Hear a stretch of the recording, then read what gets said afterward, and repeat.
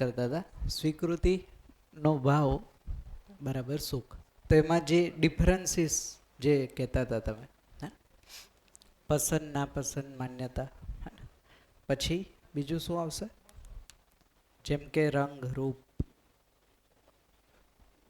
જાતિ નસ્લ કોમ, આ બધા આવશે ને ડિફરન્સીસ?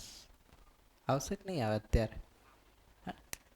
તો જ્યારે આ બધા ડિફરન્સીસને ઓબ્ઝર્વ કરશું તો એ ધ્યાન જાય છે કે બેઝિકલી આ બધા જ ડિફરન્સીસ જેને આપણે કહીએ છીએ સ્વીકૃતિમાં આવવા જોઈએ ના આવવા જોઈએ, આ બધા જ ભૌતિક છે,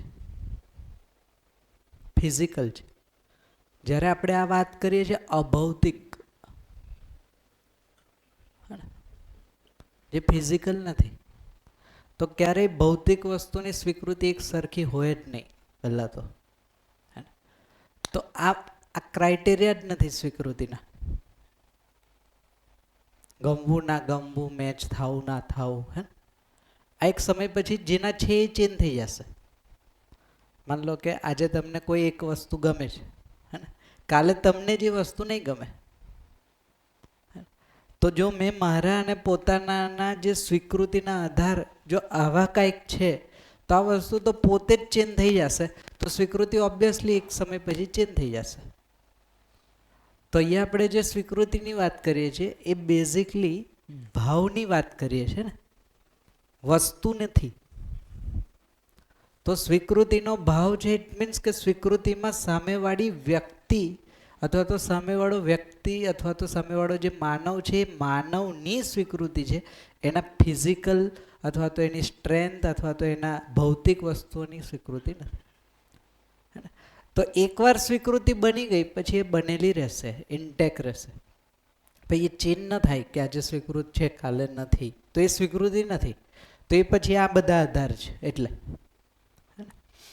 તો સ્વીકૃતિનો ભાવ આપણે એ પ્રશ્નથી ચાલુ કર્યું હતું, હે ને, કે સ્વીકૃતિ, માન લો કે સામેવાળો વ્યક્તિ આપણી સાથે અયોગ્ય વર્તન કરે અથવા તો અયોગ્ય વ્યવહાર કરે ત્યારે શું લાગે છે આપણને એની સ્વીકૃતિ થઈ જશે? હા, સમજણ હશે તો થશે. તો શું થશે? સ્વીકૃતિમાં શું આવશે?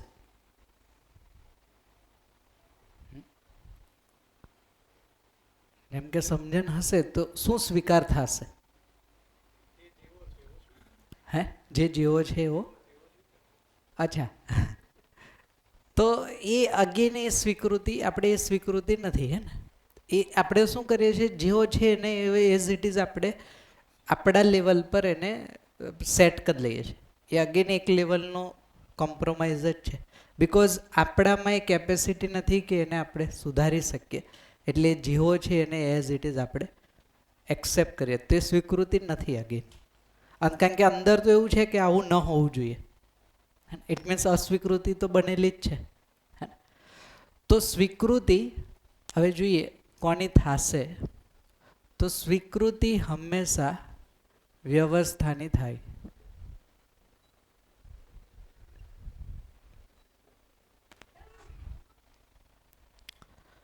અવ્યવસ્થા ક્યારેય સ્વીકૃતિમાં નહીં આવે. હવે તમે કોઈ પણ એક્ઝામ્પલ લઈ લો, અવ્યવસ્થા હોય ને સ્વીકારમાં આવી હોય એવી કોઈ પણ એક્ઝામ્પલ જો, એવું ક્યારેય થાય જ નહીં, પોસિબલ જ નથી. પણ આપણે કોઈ બી ચીજ લઈએ તો હંમેશા માટે પરમાનન્ટ રાખવા માટે આપણે એવી કઈ ચીજ ખરીદવી જોઈએ જેનાથી આપણે હંમેશા માટે એને વાપરી શકીએ. એ વસ્તુને સમજવી પડે, એ જે તમે કહો છો ને પરમેનન્ટ, હે ને, એને જોવું પડે શું છે, પછી એના પર જોઈ શકાય કેમ થશે. તો સ્વીકૃતિ હંમેશા વ્યવસ્થાની જ થાય. કોઈ પણ વ્યક્તિ હોય, હું હોય, તમે હોય, 800 કરોડ લોકો જેટલા પણ છે, સ્વીકૃતિ હંમેશા વ્યવસ્થાની થાય. એટલે સામેવાળાનો અયોગ્ય વર્તન અથવા તો અયોગ્ય વ્યવહાર ક્યારેય સ્વીકૃતિમાં આવે જ નહીં પહેલાં. તે છતાંય મારે સંબંધમાં જીવવું હોય તો અત્યારે મેં વચ્ચેનો રસ્તો કાઢ્યો, જતું કરીએ છીએ, લેટ ગો કરીએ છીએ, એને આપણે સ્વીકૃતિ કહીએ છીએ. એકચ્યુઅલી એ સ્વીકૃતિ નથી. એટલે તમે જુઓ, મેરેજ પહેલાંનો જે ફેઝ છે, હે ને, પતિ પત્નીનો, હે ને, તો બધું જ સ્વીકાર કરે એકબીજાનું, હે ને, યોગ્ય અયોગ્ય, એમ લાઈક ફેરી ટેલ્સ લાઈક, હે ને, બધું જ ગમે, હે ને. પેલા કે સવાર છે તો હા સવાર જ છે, કે રાત છે તો હા રાત જ છે, બેની હામાં હા, બેની પ્રાયોરિટી એક સરખી. જેવું જીવવા જાય તરત જ અસ્વીકૃતિ. જે નથી સ્વીકારે એ કહી દઈએ છે ને, પહેલા નથી કહેવાતું, હે ને. પછી કે તો એને કેવું એને કીધું એક પ્રકારનું એક ઇમોશનલ અટેચમેન્ટ, જેમાં છે ને બેઝિકલી આ વસ્તુ ખ્યાલ જ નથી આવતી શું યોગ્ય છે શું અયોગ્ય છે, કવર થઈ જાય આંખ પર વિચારમાં, હે ને. આપણે એની આજુબાજુ જ બધું વિચાર્યા કરીએ, હે ને. તો એ કદાચ અયોગ્ય વર્તન કરે તો એમાંય આપણે યોગ્ય જસ્ટિફાઈ કરી દેતા હોય, હે ને, કે આવું નથી, આવું હશે એટલે આવું હશે, એકચ્યુઅલી અયોગ્ય જ હશે, પણ મારી એ રીતના એ લેવલનું અટેચમેન્ટ છે કે આ રીતના હું જસ્ટિફાઈ કરું. તો હંમેશા વ્યવસ્થાની સ્વીકૃતિ થાય તો એ વ્યવસ્થા પોતાનાથી લઈને પરિવાર, પરિવારથી લઈને સમાજ, સમાજથી લઈને પ્રકૃતિમાં ઓલરેડી વ્યવસ્થા છે જ, આપણે બનાવવાની નથી, જસ્ટ આપણે આ વ્યવસ્થાને સમજવાની. તો વ્યવસ્થાની સમજણ એટલે વ્યવસ્થાની સ્વીકૃતિ, અને સ્વીકૃતિનો ભાવ એટલે નિરંતર સુખનો ભાવ. આમ જુઓ તો આ વસ્તુના રૂપમાં જ છે. તો હવે હા,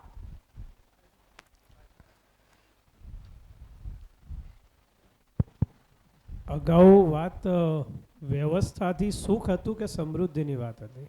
અહીંયા વ્યવસ્થાથી સુખની વાત છે. સુખ, વ્યવસ્થાની સમજણથી સુખ, અને એ વ્યવસ્થાની સમજણપૂર્વક જીવશું એટલે સુખય, ઉભય સુખય મળશે અને ઉભય સમૃદ્ધિ મળશે. કારણ કે વ્યવસ્થાની સમજણ બધા લેવલ પર છે ને, પોતાનામાં પણ એક વ્યવસ્થા છે, પરિવારમાં પણ વ્યવસ્થા કહીએ છીએ તો આ ચારેય વસ્તુ છે. તમે હવે એને ચેક કરીએ, આપણે ક્રોસ ચેક કરીએ. એક્ઝિસ્ટન્સમાં કોઈ એક એવી વસ્તુ તમે જુઓ કે જે અવ્યવસ્થિત હોય,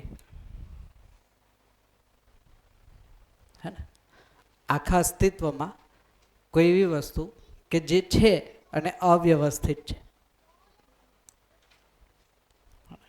વિચારીએ આપણે.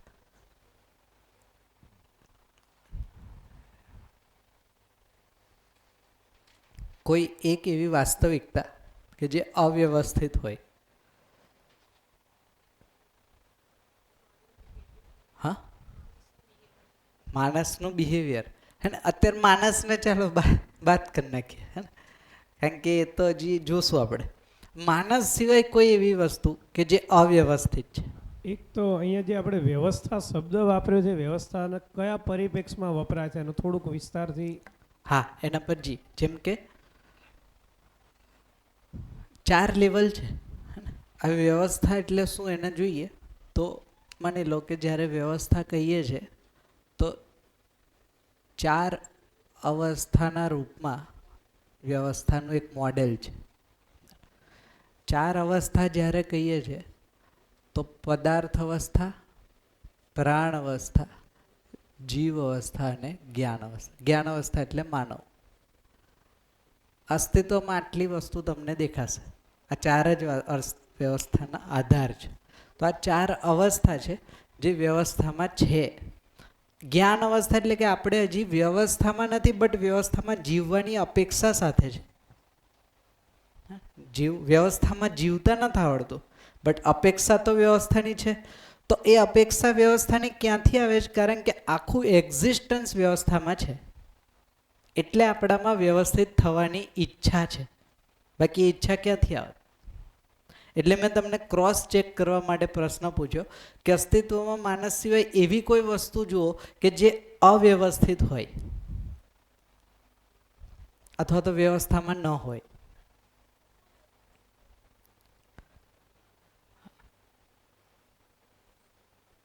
અથવા તો એના કારણે નુકસાન થતું હોય એવું પણ તમે જોઈ શકો. અવ્યવસ્થિત વસ્તુથી નુકસાન થાય, હે ને. તો એવી કોઈ વસ્તુ જુઓ કે જે અવ્યવસ્થામાં હોય અથવા તો એના કારણે નુકસાન થતું હોય.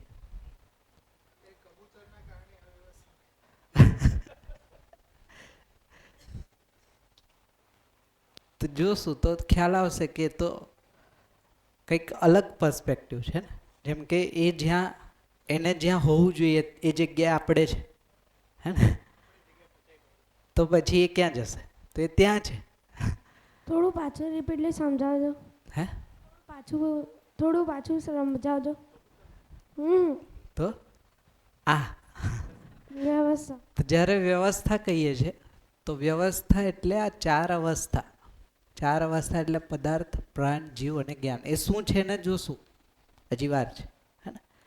બટ આ ચાર અવસ્થા જે છે એમાંથી જ્ઞાન એટલે કે આપણે માનવ અને બાદ કરતા બધી જ વસ્તુઓ વ્યવસ્થામાં છે એવું જીવ એટલે ધ્યાનમાં. આપણે ના થઈએ. જીવ એટલે જીવ જંતુ, પશુ પક્ષી. જ્ઞાન એટલે માણસ.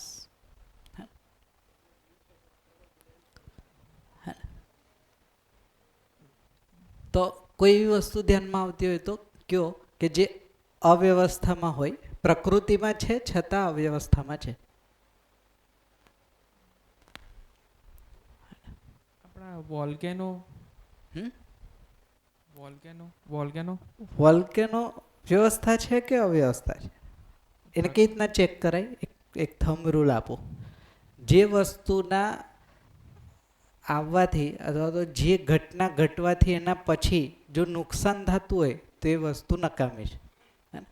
વોલ્કેનો જ્યાં છે અને જ્યાંથી જતો રહેશે એ જમીન નુકસાન થાય છે કે વધારે સારી હોય?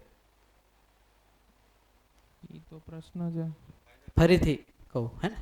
કેમ કે વ્યવસ્થિત છે કોઈ વસ્તુ અને અવ્યવસ્થિત છે. એને કેમ છે કે જેનો ઉપયોગ કરવાથી એનું જે એક્સ્ટ્રેક્શન છે એટલે કે એનાથી જે બહાર નીકળે છે, જેમ કે ફોર એક્ઝામ્પલ પેટ્રોલ. પેટ્રોલનો આપણે યુઝ કરીએ એનો જે ધુમાડો નીકળે છે એ ધુમાડો અસ્તિત્વમાં વ્યવસ્થા ઊભી કરે છે કે અવ્યવસ્થા? અવ્યવસ્થા. એનો મતલબ પેટ્રોલ ત્યાં એના માટે નહોતું, હે ને? વોલ્કેનો છે, વોલ્કેનો જ્યાંથી નીકળે છે, જ્યાં નીકળે છે એ જગ્યા વ્યવસ્થિત છે કે જેમ કે એ જમીન, હે ને, બહાર નીકળે ને જે જમીન પર ફેલાય પછી સુકાઈ જાય એટલે જતો રહે. તો જમીન એના પછી કેવી હોય? ફળદ્રુપ હોય કે નુકસાન થઈ ગયું હોય? નુકસાન થયેલું હોય. વધારે એનરીચ હોય, વધારે સારી થઈ. એનો મતલબ વોલ્કેનો એક વ્યવસ્થા છે. જેમ કે ગર્ભમાં વોલ્કેનો ક્યાંથી આવે?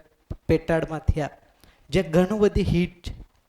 હીટના કારણે અમુક તત્વો ઓગળી ગયા હોય, એ તત્વોને લિક્વિડ સ્વરૂપે જમીનની બહાર આવે. જે જરૂર નથી અંદર એ જમીનની બહાર આવશે. બહાર આવીને એ વ્યવસ્થામાં ભાગીદારી કરે છે, કન્ટ્રીબ્યુટ કરે. એટલે નીચેની જે બહારની વસ્તુ હતી એ વધારે સારી થઈ ગઈ. જો એ અવ્યવસ્થા હોત તો બહારની વસ્તુ ખરાબ થાત ને. અચ્છા. હે ને? આ ચેક પોઈન્ટ છે. કોઈ પણ વસ્તુને જોવું હોય તો આ ચેક પોઈન્ટ છે.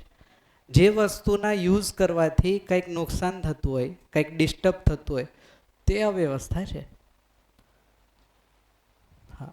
તો એમ તો અત્યારે કોઈ બી મટીરિયલ વસ્તુ આપણે યુઝ કરીએ છીએ તો ક્યાંક ને ક્યાંક તો એનું નુકસાન છે જ ને.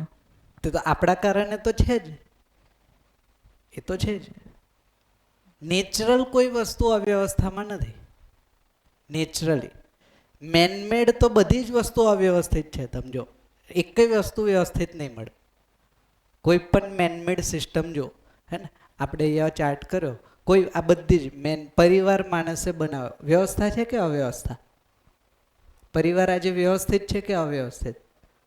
સમાજ, પોલિટિક્સ, ન્યાય અવ્યવસ્થિત, વ્યાપાર અવ્યવસ્થિત, ધર્મ અવ્યવસ્થિત. કેમ? કારણ કે મૂળમાં માનવ પોતે અવ્યવસ્થિત છે.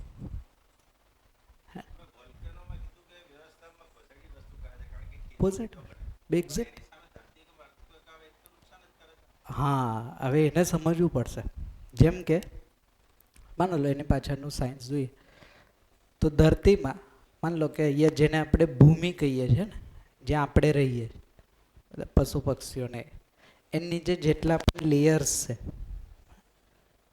2, 3, 4, 5 લેયર્સમાં છે ને વચ્ચે દરેક લેયરની વચ્ચે વચ્ચે એક લ્યુબ્રિકન્ટ હોય, હે ને, જેને આપણે ખનિજ તેલ પણ કહીએ છીએ.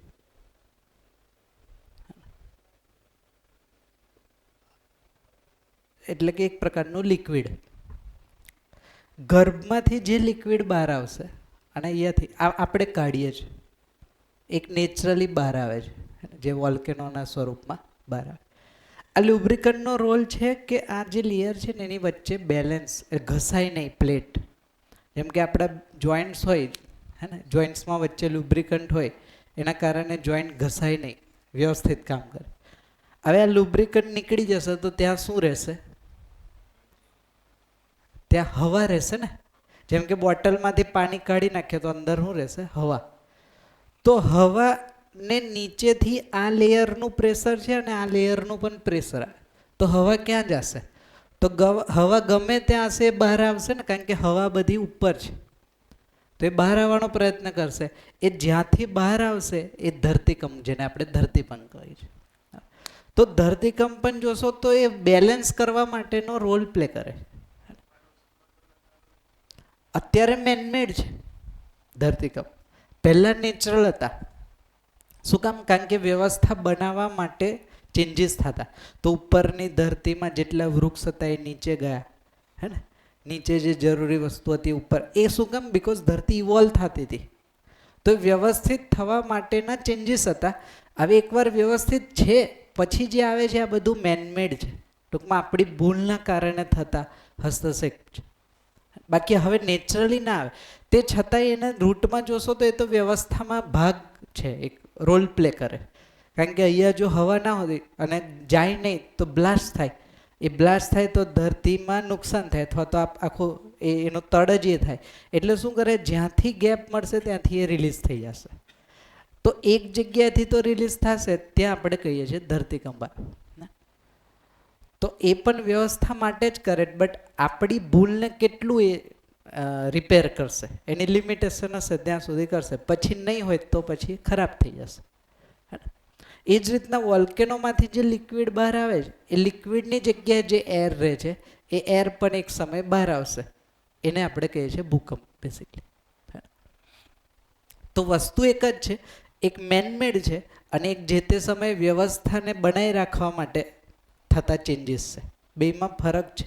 ઘટના એક જ ઘટે છે, બટ બેના પાછળના આધાર અલગ અલગ છે.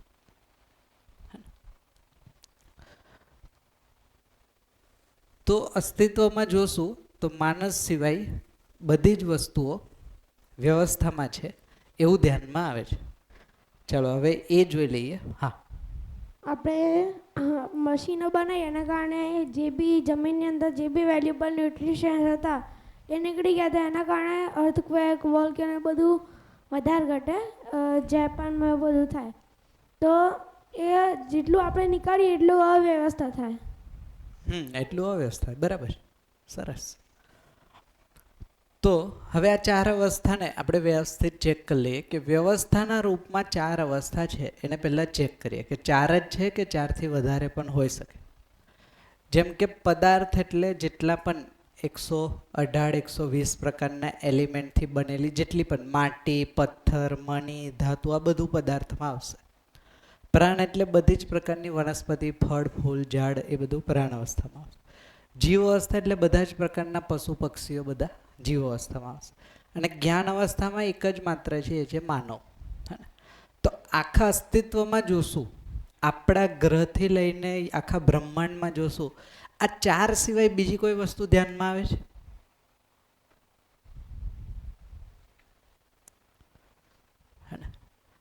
ફરીથી ક્વેશ્ચન રિપીટ કરું છું કે અહીંયા આપણે વાત કરીએ છીએ વ્યવસ્થા એટલે ચાર અવસ્થાના સ્વરૂપમાં વ્યવસ્થા છે. તો ચાર અવસ્થા એટલે પદાર્થ અવસ્થા, પ્રાણ અવસ્થા, જીવ અવસ્થા અને જ્ઞાન અવસ્થા. પદાર્થ અવસ્થા એટલે માટી, પથ્થર, મણી, ધાતુ, જેટલી પણ વસ્તુઓ છે. પ્રાણ અવસ્થા એટલે બધા જ પ્રકારના ફળ, ફૂલ, વનસ્પતિ. જીવ અવસ્થા એટલે બધા જ પ્રકારના પશુ પક્ષીઓને. અને જ્ઞાન અવસ્થા એટલે માત્ર માનવ, હ્યુમન બીંગ. આખા બ્રહ્માંડમાં તમે ઓબ્ઝર્વ કરો, આ ચાર સિવાય પાંચમી કોઈ વસ્તુ છે?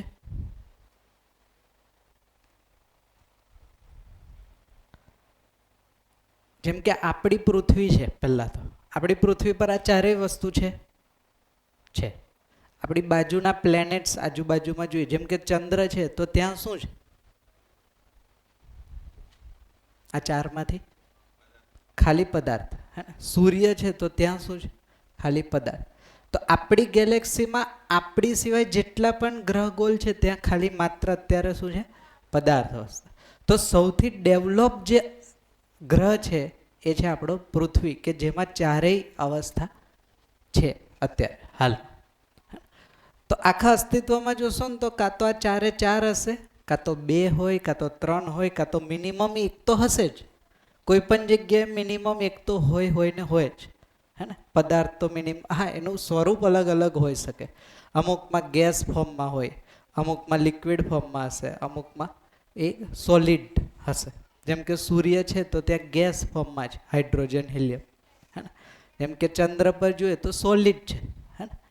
તો સ્વરૂપ અલગ હશે, બટ હશે આ ચારમાંથી જ કોઈ વસ્તુ. તો આ ચાર જ અવસ્થા છે, તો એની વ્યવસ્થાને સમજવાનો ટ્રાય કરીએ.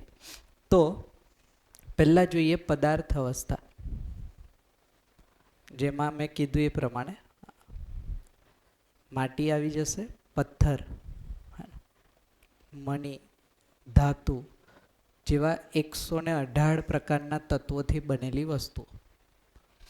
બીજું જે છે એ છે પ્રાણ અવસ્થા, માં ઝાડ, ફળ, ફૂલ, વનસ્પતિ, આખું વનસ્પતિ જગત જેને આપણે કહીએ છીએ. જીવ અવસ્થા એટલે એનિમલ કિંગડમ, જેમાં દરેક પ્રકારના પશુ પક્ષી આવી ગયા. અને એક છે જ્ઞાન અવસ્થા, એટલે કે માનવ, આપણે પોતે. હવે એમાં વ્યવસ્થાને ચેક કરીએ. જેમ કે પહેલાં જોઈએ પદાર્થ અવસ્થા અને પ્રાણ અવસ્થા, 1 by 1 જોતા જઈએ. પદાર્થ અવસ્થા પ્રાણ અવસ્થાને કઈ રીતના ઉપયોગી થશે, પહેલાં એ જોઈએ. પદાર્થ અવસ્થા પ્રાણ અવસ્થાને કઈ રીતના ઉપયોગી થશે? હા,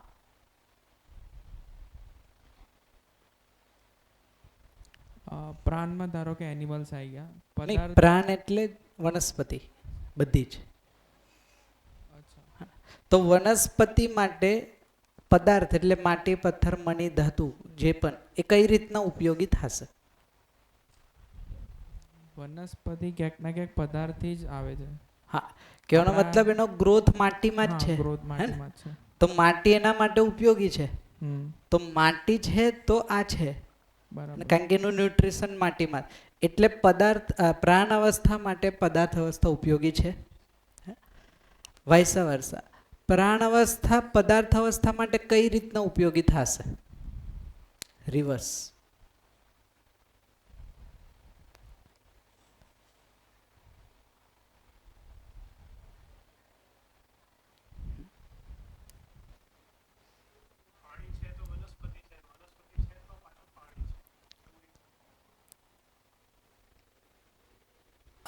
એ એવું એક્ઝેક્ટલી એવું નથી, હે ને. હા હા, તો જેમ કે માન લો કે જ્યાં પ્રાણ અવસ્થા જે માટીમાંથી બને છે, અથવા તો જે માટીમાંથી ન્યુટ્રિશન લે, એ રીપે કરે એટલે જ્યારે પાછું ભરપાઈ કરે તો માટી વધારે સારી સ્થિતિમાં જશે કે ઘટશે એમાંથી કાંઈક? શું લાગે? જેમ કે માટીમાંથી ધાત, ફોસ્ફરસ, જે પણ લેશે, જ્યારે આ પ્રાણ અવસ્થા પાછું આપશે તો માટી વધારે સારી સ્થિતિમાં જશે કે ઘટે અથવા તો ડિગ્રેડ થશે? સારી સ્થિતિ. તો જેટલો ઉપયોગ કરે છે સામે એટલું જ એને પૂરક પણ થાય છે ને, વિન વિન સિચ્યુએશન. સમજો, એવું નથી કે પ્રાણ અવસ્થા આવી જવાથી માટી ખતમ થઈ ગઈ અથવા તો આ પદાર્થને નુકસાન થયું, એવું નથી. જેટલો ઉપયોગ કરે છે સામે એટલું જ પૂરક પણ થાય છે. તો બેલેન્સ છે બેયમાં, હે ને. હવે એ જ રીતના જોઈએ પદાર્થ અવસ્થા જીવ અવસ્થા માટે કઈ રીતના ઉપયોગી થશે? જીવ અવસ્થા એટલે પશુ પક્ષીઓ, પદાર્થ એટલે માટી, પથ્થર, મણી, ધાતુ બધું જ. હા, એવી રીતના તમે હમણાં કીધું કે પ્લાન્ટ્સે જમીનમાંથી પ્લાન્ટ્સ ઉગે, તો પ્લાન્ટ્સ જ્યારે ઉગે ત્યારે જે સોઇલ હોય, સોઇલ થોડી ધીરે ધીરે સારી થતી જાય. અગર આપણે દવા ના નાખીએ તો, નોર્મલી દવા નાખીએ તો સોઇલ ખરાબ થઈ ખરાબ. જાય. બરાબર. એને એટલે એનરીચ કરે. પ્રાણ અવસ્થાથી રિવર્સ જ થાય કે પદાર્થને મળે. એટલે એને ઉપયોગી થાય છે. બરાબર. હવે આપણે એ વાત છે કે પદાર્થ અવસ્થા જીવ અવસ્થાને કઈ રીતના ઉપયોગી થશે? તો પશુ પક્ષીઓનું જે શેલ્ટર છે અહીંયાથી છે, જેમ કે ગુફા, તો ગુફા બેઝિકલી પદાર્થ અવસ્થા થઈ ગઈ ને, તો રહેવાનું સ્થળ અહીંયાથી છે. હે ને? બીજું ગેસીસ જે છે એ અહીંયાથી પ્રોવાઈડ થાય છે, ઓક્સિજન છે. હે ને? તો એ ગેસ પણ એક પ્રકારના પદાર્થ અવસ્થાનો. પછી પાણી, હે ને, માન લો એ પણ અહીંયાથી થાય છે. પછી એ જ રીતના પદાર્થ અવસ્થા શેલ્ટર માટે એના નર્ચરિંગમાં અમુક અંશમાં હેલ્પફુલ થાય. જીવ અવસ્થા, જીવ અવસ્થા પદાર્થ અવસ્થાને કઈ રીતના ઉપયોગી થશે?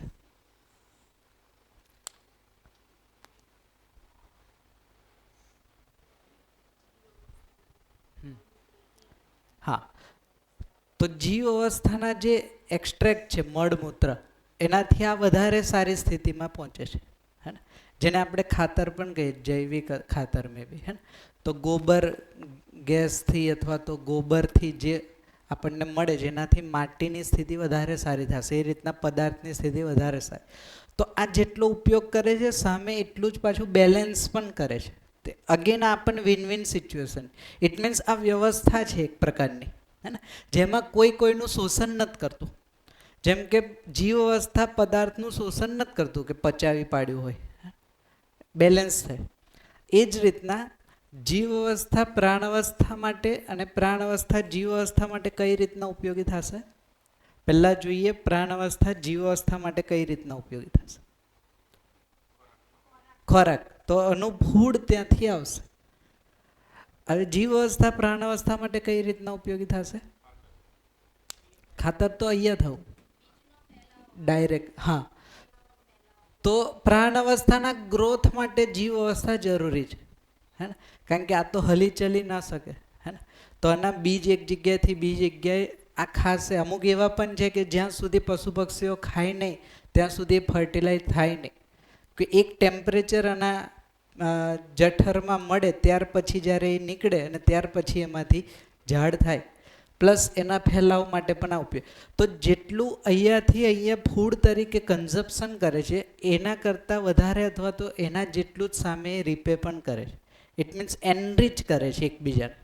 તો ઉપયોગી પણ થાય છે, સામે પૂરક પણ થાય છે.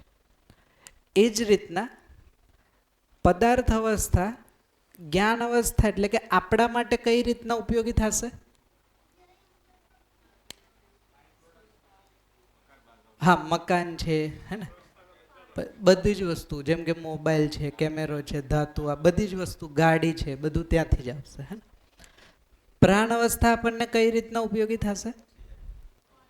ખોરાક, હે ને, ખોરાક તરીકે આપણને ઉપયોગ, પછી ઔષધિ તરીકે આપણને ત્યાંથી ઉપયોગી થશે.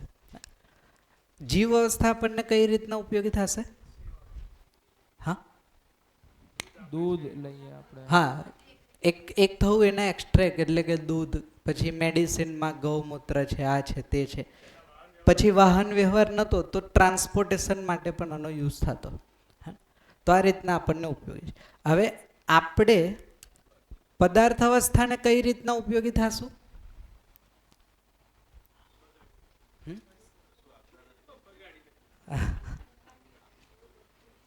આપણે ઉપયોગી થાય છે એમાં નહીં, તો અહીંયા તો ક્વેશ્ચન માર્ક મૂકી દઈએ. હે ને, બંધ છે રેડ પેન, સહી નથી. આપણે પ્રાણ અવસ્થાને કઈ રીતના ઉપયોગી થાય છે? ત્યાં પણ ક્વેશ્ચન માર્ક. હે ને, આપણે જીવ અવસ્થાને કઈ રીતના ઉપયોગી થાય છે? ત્યાં પણ ક્વેશ્ચન માર્ક છે. તો જુઓ, આ જે 3 ક્વેશ્ચન માર્ક છે એનું જે રિઝલ્ટ છે એ રિઝલ્ટને આપણે કહીએ છીએ ગ્લોબલ વોર્મિંગ.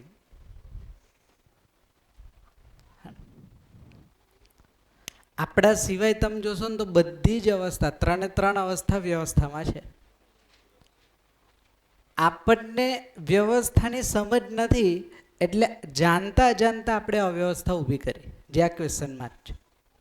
આપણે જાણી જોઈને નથી કરતા ને કે હું બહુ પ્લાનિંગ પૂર્વક પદાર્થ અવસ્થાને ખરાબ કરું, હે, બહુ પ્લાનિંગ પૂર્વક પ્રાણ અવસ્થાને નાશ કરું, બહુ પ્લાનિંગ પૂર્વક, એવું નથી. અજાણતા, ના સમજીના કારણે આપણે અહીંયા અવ્યવસ્થા ઊભી કરી. બાકી અસ્તિત્વમાં અવ્યવસ્થા જેવી વસ્તુ નથી. તમે જોશો બધી જ વસ્તુ વ્યવસ્થામાં છે. હવે જ્યારે આપણને વ્યવસ્થા ન સમજાય ને એટલે આપણે નિયમ પણ એ રીતના બને. આખું સાયન્સ જોશો ને તો એન્ટ્રોપી પર આધારિત છે, રેન્ડમાઇઝેશન, અવ્યવસ્થા. કોઈ પણ વસ્તુને સમજવી હોય તો એને તોડવી પડે, હે ને? તોડ્યા વિના સમજાય જ નહીં. કેમ? કારણ કે આપણી હેબિટમાં જ નથી વ્યવસ્થાને એઝ ઇટ ઇઝ જોવી. જ્યારે આપણે વસ્તુને જેવી છે એવી સમજી જ નથી શકતા તો ઓરિજિનલ વસ્તુ ક્યારેય સમજાય જ નહીં. આ પહોંચે છે વાત? જ્યારે કોઈ વસ્તુને તોડીને એવું સમજવા જઈશ તો તૂટી હશે તો એ ઓરિજિનલ વસ્તુ તો નહીં જ હોય ને, તો કેમ સમજાશે? તો આપણી પાસે વ્યવસ્થાની સમજ ન હોવાથી આપણે ત્રણેય અવસ્થા સાથે જે શોષણ કરે, અને કીધું શોષણ શું કામ? જેટલી જરૂર છે એના કરતાં વધારે લઈએ છે, સામે બેલેન્સ નથી કરતા, એટલે આપણાથી શોષણ થાય છે. આ શોષણનું ફલ પરિણામ ગ્લોબલ વોર્મિંગના રૂપમાં આપણને દેખાય છે. જે સમયે આપણે સમજી જશું તો આ ક્વેશ્ચન માર્ક અહીંયાથી રિમૂવ થઈ જશે. પછી આપણે પણ આવશ્યકતા પ્રમાણે એનો ઉપયોગ કરશું, સદુપયોગ કરશું, અને એ વસ્તુ પણ મેન્ટેન રહેશે. અત્યારે શું થાય છે? અનાવશ્યક વસ્તુનો, જેમ કે એક એક્ઝામ્પલ આપો. માન લો કે મારા ઘરમાં કાર છે અને વ્યવસ્થિત ચાલે છે, બધું બરાબર કામ કરે. કારનો પર્પઝ શું હોવો જોઈએ? હે? ટ્રાન્સપોર્ટેશન, એક જગ્યાએથી બીજી જગ્યાએ જવા માટે. હવે હું કારને હવે મારા ગ્રીડ સાથે જોડી દઉં, ગ્રીડ, તો મને શું થશે? એક સમય પછી એક કાર જૂની લાગશે, કલર નહીં ગમે, હે ને? પછી એનું મોડલ નહીં ગમે કારણ કે બીજા મોડલ નવા હશે. તો વ્યવસ્થા ઉપયોગમાં આવવા છતાંય મેં બીજી લઈશ તો શું થશે? વધારે કન્ઝપ્શન થશે ને અહીંયાથી. એ વધારે પડતા કન્ઝપ્શન અવ્યવસ્થા ઊભી કરશે. જરૂર કરતાં વધારે ઓલરેડી છે, બટ ખાલી દેખાવ, સ્ટેટસ ફેમ માટે હું વસ્તુ લયા જ કરું છું, પરચેસ કર્યા કરું, તો આ વસ્તુ એક્સપ્લોઇટ થઈ જશે. તો બધાની નીડ પૂરી થાય એ વ્યવસ્થા તો અસ્તિત્વમાં છે, બટ બધાની ગ્રીડ પૂરી થાય એ વ્યવસ્થા અસ્તિત્વમાં નથી. હવે દરેક વ્યક્તિને આખી ધરતીની સંપત્તિ જોઈતી હોય તો એમ તો કેમ થશે? એ તો પોસિબલ નથી. તો ગ્રીડ પૂરી ન થાય, માણસ નીડ બધી જ પૂરી થશે, એના કરતાં વધારે જ. આજે પણ તમે ઓબ્ઝર્વ કરશો તો આ ધરતી પર 1000 કરોડ લોકો 3 ટાઈમ જમી શકે એટલું અનાજ ફેંકી દેવું પડે બિકોઝ ઓફ અવ્યવસ્થા. દરિયામાં ખરાબ થઈ જાય, બિકોઝ સંગ્રહ તો થાય નહીં, એક સમય પછી ખરાબ થાય એટલે એને ફેંકવું પડે. તો ઓછું અસ્તિત્વમાં કોઈ વસ્તુ ઓછી નથી, આપણને સમજ નથી એટલે મેનેજ નથી થતી એઝ અ હ્યુમન બીંગ. તો વ્યવસ્થાની જ્યારે વાત કરીએ છીએ તો આ 4 અવસ્થાની જ્યારે મારામાં સમજણ હશે વ્યવસ્થાના કન્ટેક્સમાં, તો પછી મારામાં એની સ્વીકૃતિ બનશે. એ સ્વીકૃતિનો ભાવ જ મારામાં નિરંતર સુખનું સ્ટેટ ઓફ માઇન્ડ બનાવશે. આ કંઈ અલગ વસ્તુ. જેમ કે મને પદાર્થ અવસ્થાની સમજ છે, પ્રાણ અવસ્થા જીવ અવસ્થાની સમજ છે, જ્ઞાન અવસ્થાની સમજ છે, તું એની સાથે જીવી શકીશ. અત્યારે જીવવાની જગ્યાએ ક્વેશ્ચન માર્ક છે, તો જીવી નથી શકાતું. અત્યારે અવ્યવસ્થા ઊભી થઈ બાય મિસ્ટેક બિકોઝ ઓફ સમજના અભાવના કારણે. હવે આ જ મોડલને થોડુંક એક્સટેન્ડ કરીએ તો જેમ કે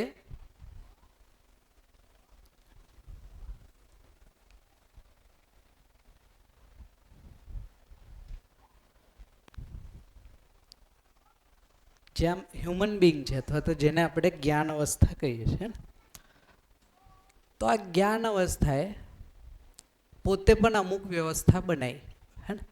જેને કહીએ છીએ આપણે પરિવાર વ્યવસ્થા, સમાજ વ્યવસ્થા, અને એક છે આ બધું બેલેન્સ રહે એના માટે માનવકૃત વ્યવસ્થા, જેમાં પોલિટિક્સ, બ્યુરોક્રેસી ને એ બધું આવે, હે ને? બધું આવી ગયું એમાં, એજ્યુકેશનથી લઈને જેટલી પણ સિસ્ટમ છે આપણે બનાવેલી. હવે જ્ઞાન અવસ્થા પોતે જ અવ્યવસ્થિત છે, એટલે તમે જોશો તો જ્ઞાન અવસ્થાનો માણસ આજે પરિવારમાં ઉપયોગી છે કે પરિવારમાં ઉપયોગી નથી? આ માનવ પરિવારમાં ઉપયોગી છે આજે? તો ત્યાં જોશો તો એક સમય પછી ક્વેશ્ચન માર્ક છે. આ પરિવાર શું માણસ માટે ઉપયોગી છે?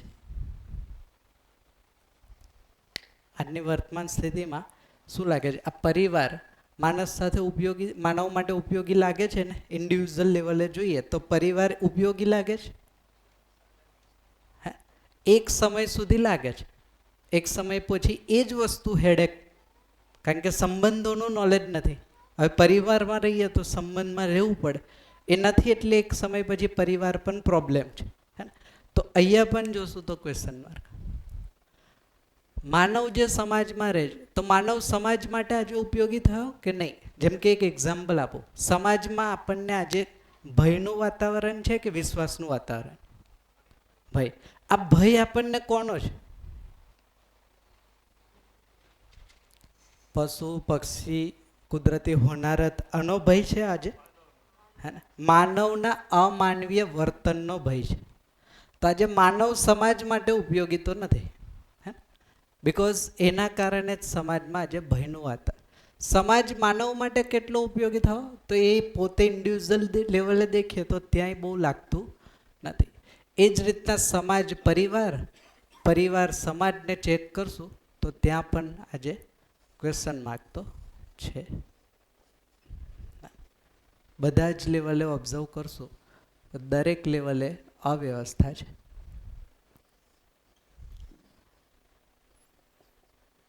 આ માનવકૃત વ્યવસ્થામાં જે માણસો છે એ ક્યાંથી આવ્યા?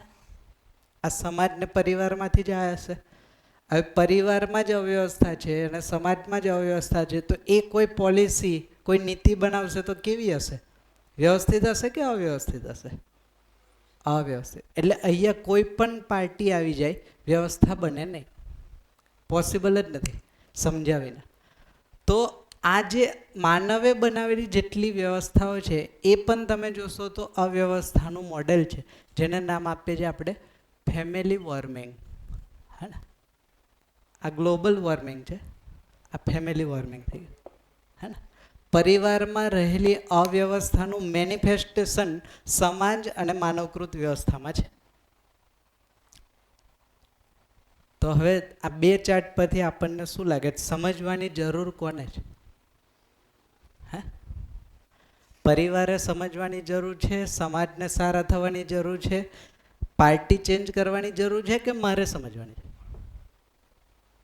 હે? માનવ કહીએ છીએ એટલે હું, અને હું એટલે બધા જ.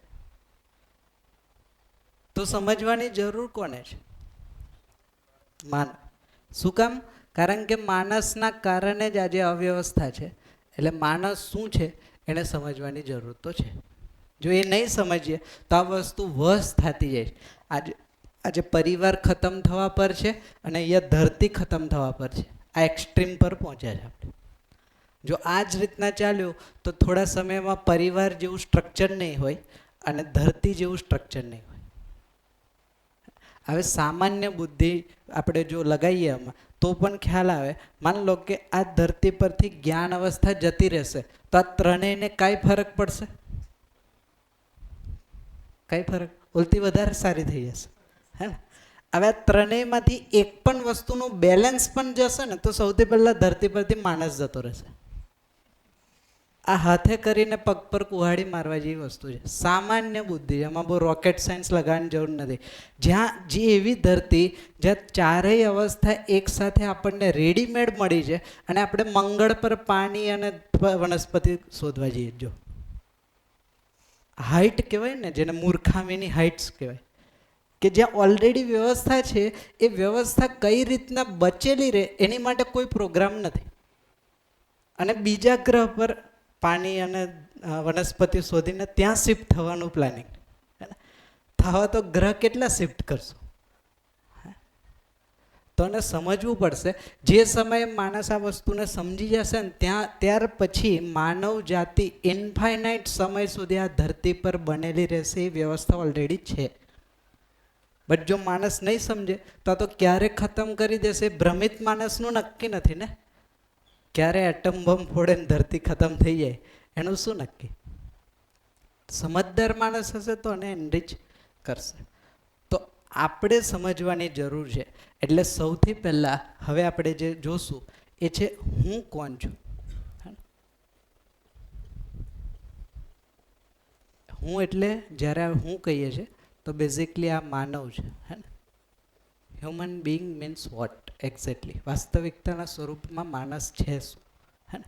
પછી આપણે જોશું કે આ માણસનું જે પરિવાર છે, આ પરિવાર શું છે, હે ને.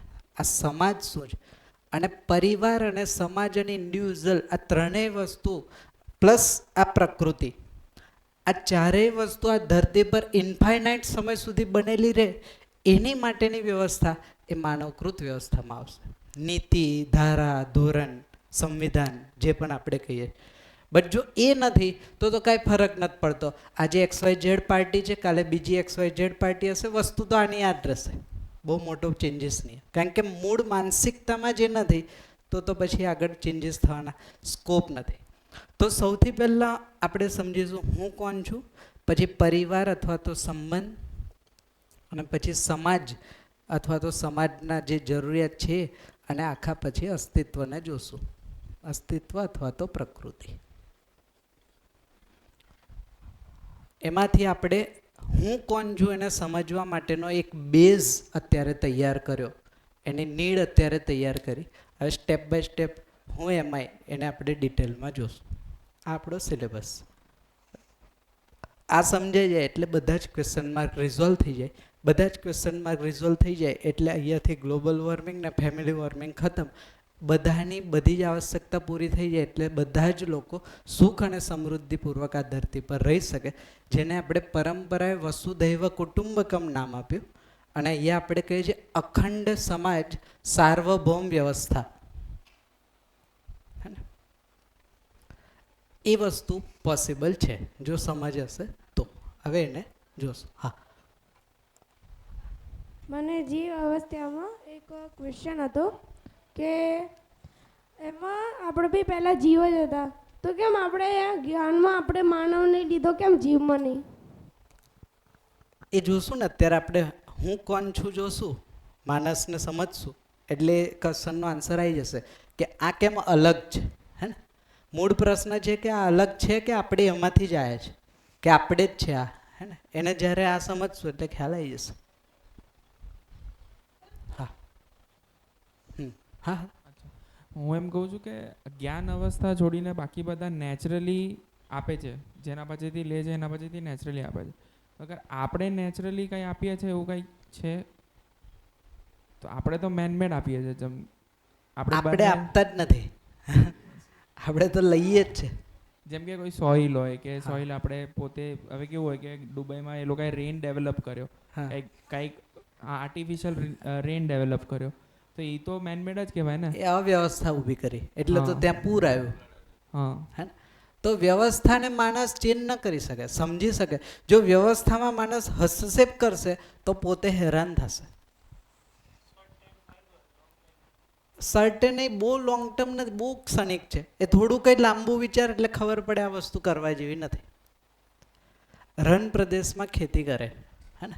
જો રણ પ્રદેશમાં ખેતી લાયક જમીન હોવી જોઈએ તો પહેલેથી હોત જ ને. આ સમજે. તો રનનો પણ કંઈક પર્પઝ છે ને, રેતીનો હીટનો પણ કંઈક પર્પઝ છે ને. હવે ત્યાંય આપણે ઝાડ ઉગાડીને એ કરવું હોય તો પછી એ વસ્તુનો જે પર્પઝ હતો એ શું થશે? ડિસ્ટર્બ થઈ જશે. આખી હોલિસ્ટિક વ્યવસ્થાને જોવી પડશે. આપણે મનમાં આવે એ રીતના વ્યવસ્થા થોડી ઊભી કરી શકીએ. માણસ એક જ વસ્તુ કરી શકે, વ્યવસ્થાને સમજી શકે અને એ વ્યવસ્થાને સમજણપૂર્વક એમાં જીવી શકે. આના સિવાય આપણી પાસે કોઈ રસ્તો નથી. વ્યવસ્થા ઊભી કરવાની કેપેસિટી માણસ પાસે તો નથી. આજે જો સામાન્ય પાણી જેવી વસ્તુ પણ આપણે પ્રોડ્યુસ ન કરી શકીએ, લેબમાં બની ના શકે. હાઇડ્રોજન ને ઓક્સિજન તો છે જ ને આપણી પાસે, કેમ ભેગા કરીને પાણી નથી બનતું? તો એ નેચરલ નથી. જે સમયે જે ઘટના થઈ ગઈ એ વસ્તુ આજે એઝ ઇટ ઇઝ છે. માણસ એમાં કંઈ રોલ, હા, એને કેટલું સસ્ટેન રાખવું એ માણસની સમજ પર આધાર છે. જો એનો દુરુપયોગ થશે તો એનાથી વંચિત થઈ જશે. એક સમય પછી પાણી નહીં હોય, એક સમય પછી હવા શ્વાસ લેવા લાયક નહીં હોય, તો નુકસાન માણસને જ છે. ધરતી તો પાછી હીલ થઈ જશે. પછી માનવ જાતિ પાછી આવતા ધરતી પર પાછા કરોડો વર્ષ, હે ને. કારણ કે જેટલો પ્રયત્ન અત્યારે ધરતીએ કર્યો તો કરોડો વર્ષના શ્રમ પછી આ ધરતી પર એવું એટમોસ્ફિયર ડેવલપ થયું કે જ્યાં માણસ આવી શકે. અગેન પાછું જો આપણે એ જ ભૂલ કરીએ તો પાછું ફરીથી આવવા માટે અગેન અમુક વર્ષો લાગી જાય. તો ચોઈસ છે, એક તો જેમ જીવીએ છીએ એ રીતના જીવીને આ ધરતીનો વિનાશ, પરિવારનો વિનાશ, જે ડાયરેક્શનમાં આપણે જઈ રહ્યા છીએ. બીજો વિકલ્પ છે જીવન વિદ્યા, કે આ સમજીને આપણે પોતે પણ સુખી થઈએ, પરિવાર પણ સુખી થાય, સમાજ પણ સુખી થાય અને પ્રકૃતિમાં પણ બેલેન્સ થાય. તો ચોઈસ આપણી છે, બે વિકલ્પ છે, હે ને? તો એ વિકલ્પને આપણે 5 દિવસ. આમાં કોઈ પ્રશ્ન હોય, ડાઉટ હોય અહીંયા સુધી તો તમે પૂછી શકો. આમાં કોઈ વસ્તુ ન સમજાણી હોય તો તમે કહી શકો. હા જી. सर वो हेलो हाँ सर वो मैं उधर है ना मैं कौन हूँ हाँ जी. तो मैं कौन हूँ वही हम ज़्यादा जानेंगे या सर ये दोनों ग्राफ देखे हमने फैमिली वार्मिंग वो भी देखेंगे. तो उसके लिए मेरा ऐसा मानना था कि मैं कौन हूँ इससे बेटर मैं क्या कर सकता हूँ ताकि इस पूरे सर्कल में उपयोगी बन सकूँ. तो हमारा आने वाले शिविर में 5-4 दिनों में फोकस ज़्यादा किस पे रहेगा, मैं कौन हूँ या मैं ज़्यादा क्या कर सकता हूँ. क्या कर सकता हूँ ताकि ये अव्यवस्थित है वो सुव्यवस्थित हो जाए. तो मैं क्या कर सकता हूँ उस पे अगर काम करेंगे विदाउट अंडरस्टैंडिंग हु एम आई तो वो सस्टेन नहीं होगा, है ना? जैसे आज भी मानव यही कर रहा है. प्रॉब्लम आया, सोल्यूशन कैसे निकाले. आज जो मानव જેમ કે આજે માણસની જીવવાની જે પદ્ધતિ છે એને આપણે જોશું તો આજે ગ્લોબલ વોર્મિંગ છે, હે ને? તો ગ્લોબલ વોર્મિંગ કેમ ખતમ થશે? તો શું કર્યું, જેમ કે પેટ્રોલ ડીઝલથી ચાલતી કારને ઇલેક્ટ્રિક વ્હીકલ્સમાં કન્વર્ટ કરી. હવે ઇલેક્ટ્રિક વ્હીકલ શું સસ્ટેનેબલ છે કે નહીં, એમાં રહેલી બેટરી શું સસ્ટેનેબલ છે કે નહીં. તો ટેમ્પરરી હિલિંગ, ટેમ્પરરી સોલ્યુશન તો આપણને મળી જશે બટ પરમેનન્ટ નહીં મળે. એટલે તમે જોશો, તમે જે ધ્યાન અપાવો છો એ બહુ માર્મિક વસ્તુ છે. આખી માનવ જાતિના મૂળમાં જોશો તો માત્ર 2 જ પ્રશ્ન છે, હે ને? એક છે વાય ટુ લીવ અને બીજો છે હાઉ ટુ લીવ. તમે એવું કહો છો કે આના પર ચર્ચા કરી, હે ને? Without knowing who am I means Y two leave. તો અત્યારે માણસ આ જ કરે છે વિધાઉટ એની અન્ડરસ્ટેન્ડિંગ, હે ને? Who am I or what is the family and 4 order. How to લીવમાં જેટલા પણ ટ્રાયલ એન્ડ એરર કરશું ને પરિણામ કાંઈ નથી. હા, આ જે પરિણામ છે એ વધારે વસ થશે. હા, ટેમ્પરરી હીલ થઈ જશે બટ પરિણામ તો જે છે એ જ રહેશે, હે ને? હવે તમે વિચારો કે આ 2 સિવાય માનવ જાતિનો કોઈ ત્રીજો પ્રશ્ન પણ નથી આજે. તમે જો, વાય ટુ લીવ પહેલાં તો એ પ્રશ્ન, શું કામ જીવવું જોઈએ, હે ને? બીજો કઈ રીતના જીવવું જોઈએ. ત્રીજો કોઈ પ્રશ્ન હોય તો તમે કહો. ત્રીજો કોઈ પણ પ્રોબ્લેમ હોય, પ્રશ્ન હોય તો તમે કહો. હમણાં નાને વાત કરી કે આપણે કોઈ નેચરને કંઈ ચીજ આપીએ તો તમે કીધું ના, પણ આપણે એક ચીજ તો આપીએ ને, ઝાડ તો આપણે નેચરને આપીએ જ છીએ. શું આપીએ છે? તમે કીધું કે આને કીધું કે આપણે કંઈ નેચરને આપીએ છીએ કોઈ બી મેનમેડ ચીજ એને છોડીને. તો તમે કીધું ના, તો એની અંદર આપણે કોઈ ટ્રીઝ નહીં આપતા નેચરને. વૃક્ષ વાવીએ છીએ ને. હા, તો જેમ કે જેટલા ઝાડ આપણે યુઝ કરીએ સામે કેટલા વાવીએ છીએ તો એ જોશો તો કાંઈ નથી ને, કાંઈ મેચ જ નથી થતું. 100 યુઝ કરો ને 1 વાવો એનો શું મતલબ? અને એક પણ પાછું એક રહે છે ખરું કે એ ડેડ થઈ જાય છે, એ જોવું પડશે, હે ને? તે મેચ જ નથી થતું ને બેલેન્સ. તો કહેવા માટે આપણે દર વર્ષે વૃક્ષારોપણ તો કરીએ જ છે, પણ ખાડો પણ સેમ હોય ને જગ્યા પણ સેમ હોય, હે ને? Every year tree plantation.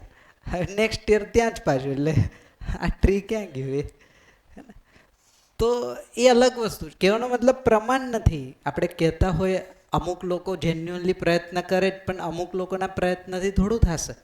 આખી માનવ જાતિએ કરવું પડશે ને, અને એમ કરાવવાથી ન થાય, એને સમજવું પડશે તો થશે. હા, આ જે વ્યવસ્થા છે તો ફેમિલી વોર્નિંગમાં બી સેમ વ્યવસ્થા આવી જોઈએ. આ ચારે વ્યવસ્થા same to same. Means same to same એટલે આજે તમે ગ્લોબલ વોર્મિંગ માટે ચાર અવસ્થા કીધી, હમ. તો એ જ અવસ્થા ફેમિલી વોર્નિંગમાં બી આવે. આ ચોથી જ્ઞાન અવસ્થા છે એનું જ મેનિફેસ્ટેશન છે આ. તો જ્ઞાન અવસ્થામાં 10-15 લોકોએ ભેગા થઈને પરિવાર વ્યવસ્થા બનાવી, મલ્ટિપલ પરિવાર ભેગા થઈને સમાજ બનાવે, અને આ સમાજ, પરિવાર અને માણસ બરાબર જીવે એની માટે એક બ્યુરોક્રેસી, પોલિટિક્સ છે, જે માનવકૃત વ્યવસ્થા થઈ, મેનમેડ સિસ્ટમ, એજ્યુકેશન સિસ્ટમ થઈ ગઈ, ગવર્નિંગ સિસ્ટમ થઈ ગઈ, આ બધું અહીં આવશે, જે આ ત્રણને અથવા તો આ ચારેય અવસ્થાને બેલેન્સ કરવાનું કામ કરશે. અત્યારે એ થતું નથી, કારણ કે મૂળમાં માણસને ખબર જ નથી વ્યવસ્થા શું છે. અને ચારો વ્યવસ્થામાંથી કેટલી વ્યવસ્થા નેસેસિટી છે? બધું જ ચારે ચાર. ત્યારે જ જઈને તમને એક્સેપ્ટન્સ આવે ને ત્યારે જ એક્સેપ્ટન્સ આવે તો તમને સુખ આવે. એક પણ અવસ્થા કાઢીને જુઓ ને, એમાંથી ચેક કરી લો.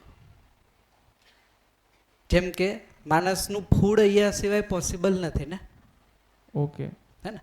આના સિવાય આનું બેલેન્સ પોસિબલ નથી, હે ને? અને આ તો આધાર છે, આ નહીં હોય તો કાંઈ નથી. બરાબર. તો એક પણ વસ્તુ ઘટશે ને તો પણ ડાયરેક્ટ રિએક્શન માણસ પર આવશે. ખતમ થશે તો બહુ દૂરની વાત, એની પહેલાં તો માણસ જ ખતમ થઈ જશે. તો એને ચેક કરશું. જે તમારો પ્રશ્ન હતો કે જો માણસને ખબર પડી જાય વાય ટુ લીવ, તો આપણે સવારમાં જે ડિસ્કસ કર્યું એનો આન્સર છે નિરંતર સુખ માટે માણસ જીવે, પર્પઝ ઓફ લાઈફ. તો સુખી થવું આ ખબર. હવે કઈ રીતના સુખી થવું એ છે હાઉ ટુ લીવ બેઝિકલી. તો એ વાય ટુ લીવ માટે સુખની સમજ હોવી જોઈએ, અને એ સમજ માટે આ ચાર બેઝિકલી નોલેજ છે, વિસ્ડમ છે, હે ને? જો આ ચાર વસ્તુ મારી સમજમાં નહીં હોય તો હું ક્યાંક ને ક્યાંક લેકિંગ કરીશ. જ્યાં લેકિંગ કરીશ ને ત્યાં વ્યવસ્થા ઊભી કરીશ. તો સમજ્યા વિના ટ્રાયલ એન્ડ એરરથી હવે નહીં થાય, હે ને?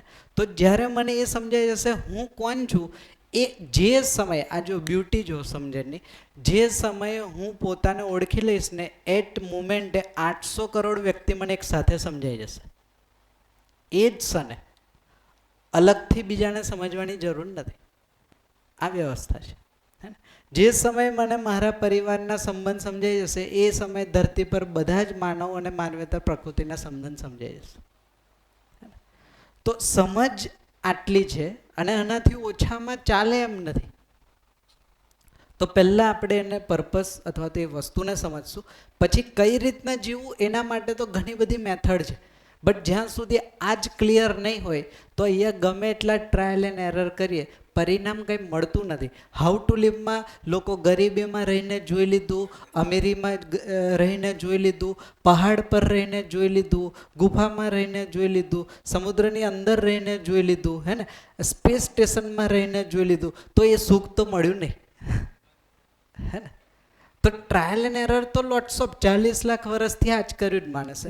તો હવે એ વસ્તુને એકવાર સમજીને પછી જો જીવવા જશે તો રિઝલ્ટ નિશ્ચિત છે, જે પ્રાપ્ત થશે. તો એ સેકન્ડ સ્ટેપ છે, જેને આપણે સાથે સાથે જોતા જશું. તો હું કોણ છું એ પણ જોશું, અને એનો રોલ શું છે જે તમે કહો છો એ રોલને પણ જોશું. તો મારી સમજ અને મારા રોલની સમજ બે આવશે. હા, એટલે હાઉ ટુ લીવ છે ને, એક વન કાઇન્ડ ઓફ જે મારું ધ્યાન જાય છે શિષ્ટાચાર પાર્ટ છે, કે ભાઈ એ શિષ્ટાચાર બને છે, પણ શિષ્ટાચાર કેમ એનો વાય ક્લિયર નથી થતો. Y clear. એટલે જ્યાં સુધીથી મારું અસ્તિત્વમાં મારી ડિઝાઇન માનવ શું છે એ નહીં સમજમાં આવે, ત્યાં સુધી માનવકૃત વ્યવસ્થા એ નહીં સમજમાં આવે, કે અસ્તિત્વની વ્યવસ્થા પણ સમજમાં નહીં આવે. તો આ મારી માનસિકતા છે, વાય ટુ લીવ મારું સ્ટેટ ઓફ માઇન્ડ છે, મારી સમજ છે. હાઉ ટુ લીવ એ મારો જીવવાવાળો પક્ષ છે, હે ને? તો આપણે આગળ જોયું ને, માન્યતા હશે તો એ રીતના જીવશું, અને સમજ હશે તો એ રીતના જીવશું. ડ્રાઇવિંગ ફોર્સ અહીંયાથી છે. તો જો મને હું કોણ છું એની સમજ હશે તો હું બીજા માણસ સાથે પણ નિર્વિરોધ રીતના જીવી શકીશ. પણ મને જો એ બેઝમાં છે જ નહીં તો હું માનીને તો કેટલું જીવીશ? માન્યતાથી તો જીવવું નહીં, એના કોઈ પ્રમાણ ન મળે એટલે. ક્લિયર? આમાં કોઈ બીજો કોઈ પ્રશ્ન, કોઈ ડાઉટ, કોઈ ક્વેશ્ચન? અહીંયા સુધી ક્લિયર થાય છે? પહોંચે જ વાત? જો સવારથી આપણે શું ચર્ચા કરી એકવાર પાછું કહી દઉં કે પહેલાં તો આ શિબિર શું છે એ વસ્તુ પર વાત કરી, પછી આપણે એ વસ્તુ પર વાત કરી કે જીવવું એટલે શું, હે ને?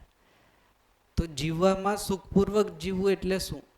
તો સુખી થવાના અથવા તો જીવવાના જે લેવલ છે 4 લેવલ છે, પોતાના માટે, પરિવાર માટે, સમાજ માટે અને પ્રકૃતિ માટે.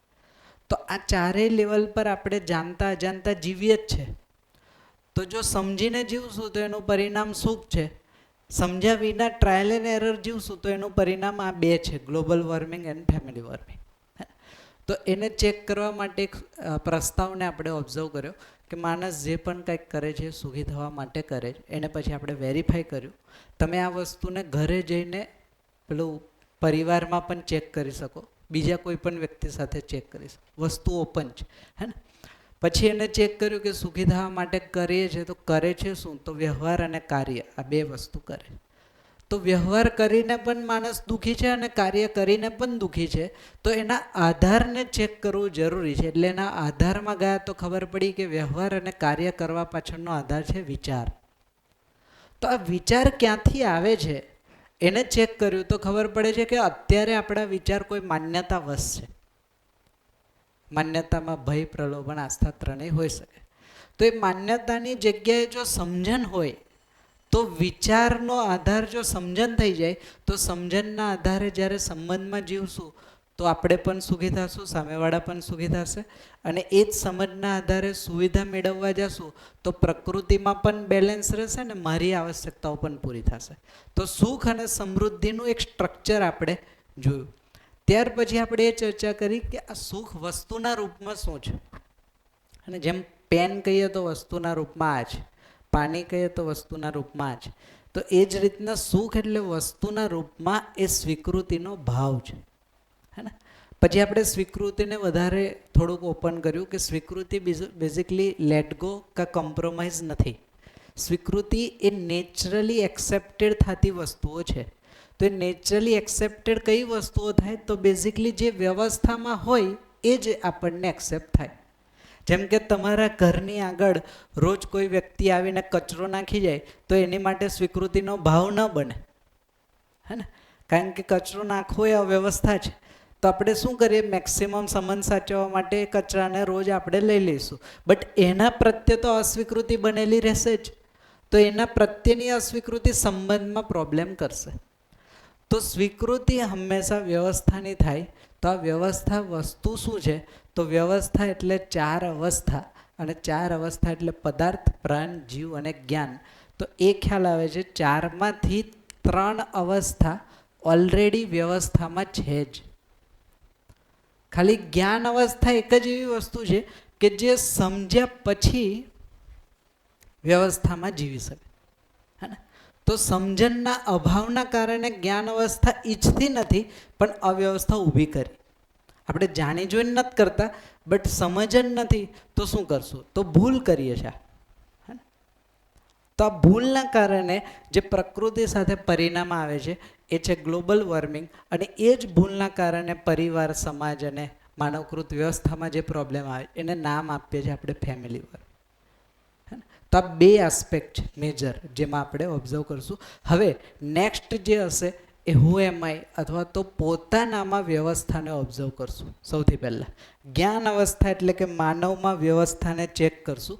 પછી પરિવારમાં વ્યવસ્થા, સમાજમાં વ્યવસ્થા અને આખા અસ્તિત્વમાં વ્યવસ્થાને જોશું. ક્લિયર? આ આપણું 4 દિવસનું કામ રહેશે. હા, તમે કીધું કે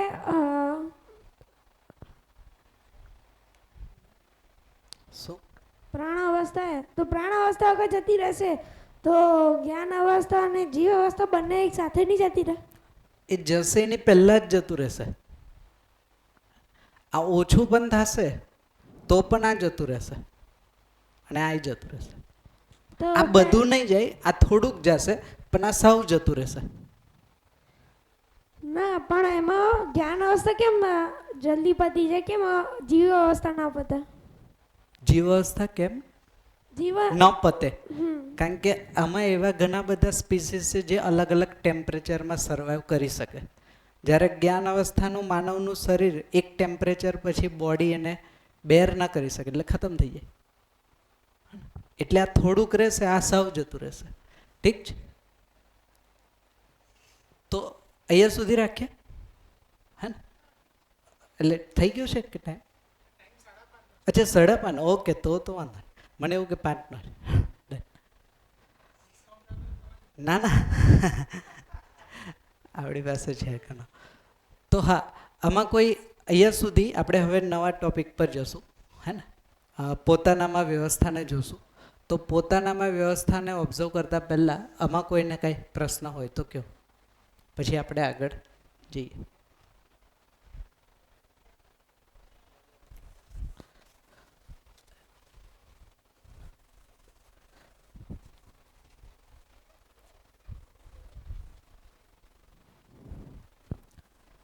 તો શરૂ કરીએ. માનવ એટલે શું? એટલે કે આપણે પોતાની વાત કરીએ. મને ક્વેશ્ચન છે. હા, તમે ત્યાં પરિવાર એટલે સંબંધ અને સંબંધ એટલે સમાજ. તો આપણે એવું ના કરી શકીએ કે સમાજને આગળ આપણે સંબંધ બનાવીએ અને પરિવારને બી અંદર એડ કરી લઈએ તો બી એ આખો સમાજ ના બની ગયા, એની અંદર સંબંધ બી આવી ગયો ને. કઈ જગ્યાએ? તો તમે લખ્યું છે ને પરિવાર સંબંધ. હા, સમાજની અંદર કંઈ નથી લખ્યું. તો આપણે એવું ના કરી શકીએ આ સમાજ એટલે એ લખી દઉં, ઘણા બધા પરિવાર. થઈ તો ગયું? આપણે એવું કરીએ કે પરિવારને અગર અંદર એડ કરી લઈએ તો પછી એવું જ આપણે છે. આખા સમાજ જોડે સંવાદ કરીએ તો બી ના થઈ જાય? થઈ જાય ને, એવું જ છે. હે ને? તો જોઈએ માનવ એટલે શું. તો માન લો કે અત્યારે આપણને કોઈ પૂછે, હે ને, કે હ્યુમન બિંગ મીન્સ વોટ, અથવા તો માનવ એટલે શું, તો આપણી પાસે શું આન્સર હશે? હે ને? તો એક છે જેને આપણે કહીએ છીએ સામાજિક પ્રાણી. હે ને? પછી બીજું માણસ એટલે શું? તો આ છે જે આપણને ભણાવવામાં આવે છે. હે ને? એજ્યુકેશન સિસ્ટમમાં જે આન્સર છે, હ્યુમન એન્ડ મીન્સ એક સોશિયલ એનિમલ. બીજું કંઈ?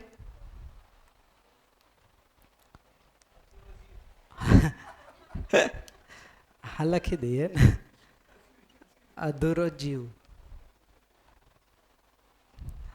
પછી આપણે માનવને આપણે કહીએ કે પ્રાણી છે. આપણે પહેલા પ્રાણી જતા હતા, આપણે માનવને પ્રાણીમાં કહીએ કે ને લખ્યું ને સામાજિક પ્રાણી.